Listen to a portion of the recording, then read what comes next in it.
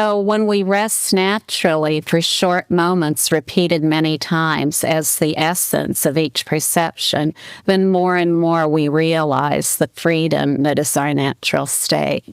Our natural state is complete ease. Complete ease.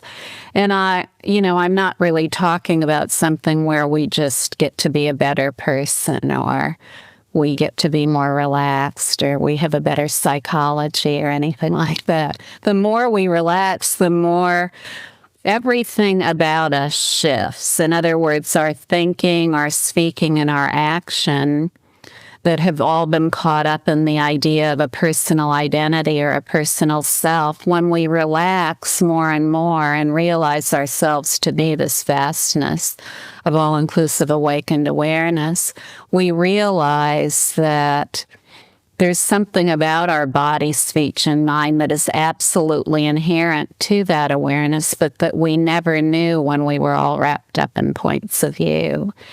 And that is that the emanation of that totally pristine and pure awareness is one of beneficial intent. In other words, as we just relax, we find more and more that our thoughts, our actions, and our speech are about what will benefit the whole rather than what will benefit us. So it's very simple. We don't need anyone to tell us whether we're relaxed or not, or confirm it. We know. We don't need anyone to tell us what the nature of our thinking is, or our speaking, or our actions. We all know that. We don't need that confirmed by anyone else. No one can give us freedom, and no one can take it away either. And no one needs to confirm it for us. We know. We absolutely know. We know in each perception whether there's only the vivid wakefulness of the natural presence of that perception as awareness. We know that. We clearly know that. We know if we're all wrapped up in elaborating points of view or not. So when we rest naturally, we realize the essence of our being. We rest naturally without seeking anything, without describing anything, without needing to make up a big story about everything going on.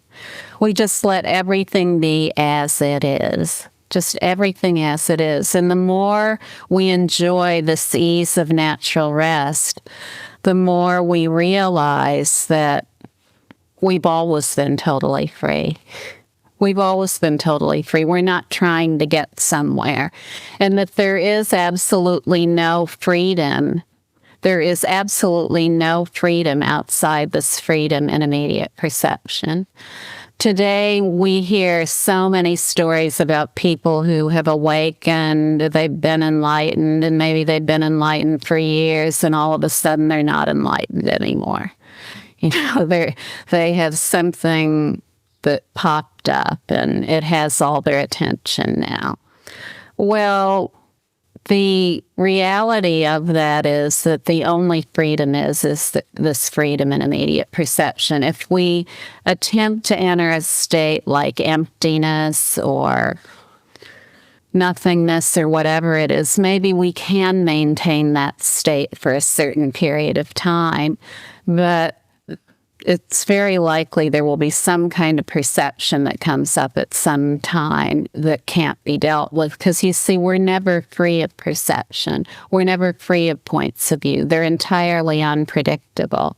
The dynamic energy of awareness is the dynamic energy of awareness. It doesn't really even have anything to do with us as a personal identity. In no way does it. The personal identity, too, is the dynamic energy of awareness. So when we rest naturally, we know everything about what is. This discernment that may have been almost non-existent, it expands more and more.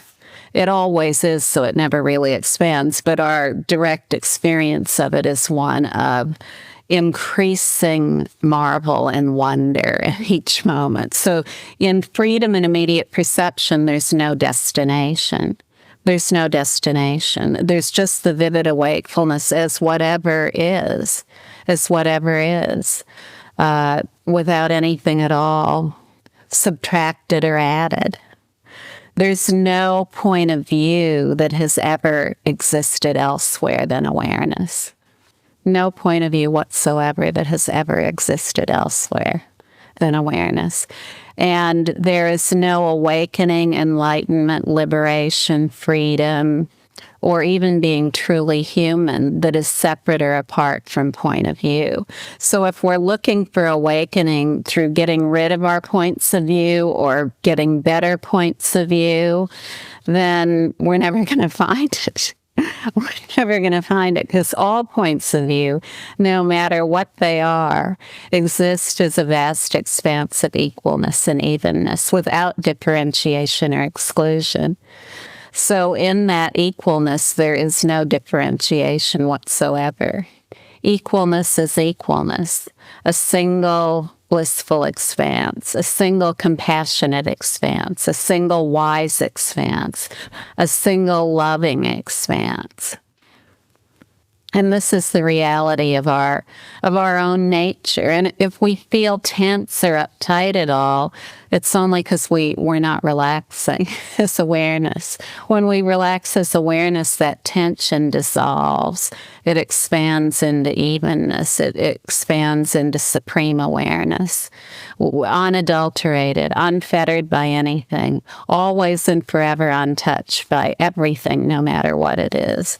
When we realize this freedom in immediate perception, we're prepared for any perception. It doesn't matter what it is. It could be anything. It could be something so unexpected and untoward, something we never dreamt or imagined would happen. And when we have strengthened ourselves and familiarized ourselves with our true nature of awareness, of pristine awareness, then no matter what comes up, we're prepared for that. Otherwise, we might not be. Something might happen that we don't like, or it upsets us, or to one degree or another, maybe a personal thing, or maybe an enormous thing like 9/11 or the subway bombing in London, or all of these other things that go on, the war in Iraq, the wars occurring all over the world.